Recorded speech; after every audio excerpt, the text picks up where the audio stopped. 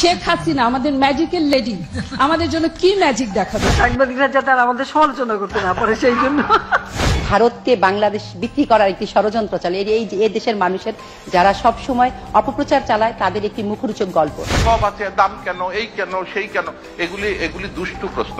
দাঁড়িয়ে বেঁচে আসা অনেক দল আছে, কিন্তু আপনার দলটি জীবিত দল, তারা বিরোধী দলের ভূমিকা রাখে, সরকারি ভূমিকা রাখে। অর্থ পাচার নিয়ে আপনার কাছে জানতে চাই। অর্থ পাচারের সবচেয়ে বড় মহোৎসব আমরা দেখেছি হাওয়া ভবনের মাধ্যমে, যদিও তারা এখন অর্থ পাচার নিয়েই কথা বলে।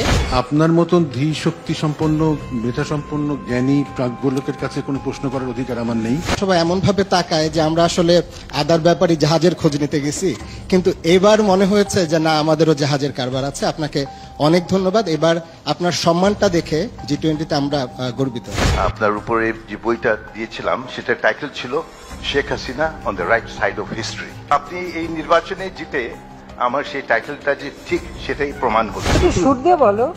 আপনাকে আমি ঘরে গিয়ে সুর দিয়ে বলবো। আমি দেখি আমাদের তো এত ফল ফসল উৎপাদন হয়, আমাদের তো কোনো ফসলের ঘাটতি নেই। এই উপমহাদেশের সবচেয়ে বড় গণতান্ত্রিক রাজনৈতিক দলের সভাপতি হিসেবে তার 75তম বার্ষিকী পালন করলেন। এত প্রোডাকশন বাড়ছে, কিন্তু তারপরেও বাজারে অভাব কেন? মিডল ক্লাস যে কত বড় হয়েছে, যারা ডিম খাওয়ার স্বপ্ন দেখে না। কোনো টাঙ্গাইলের শাড়ি, এটা সখীপুরের, সফিপুর, এটা নাম দিতে পারো সফিপুর সিফন। বাহ। ভারতীয় গণমাধ্যম একটা অর্জন দেখেছে, সেটি হচ্ছে আপনার জামদানি কূটনীতি। সংবাদ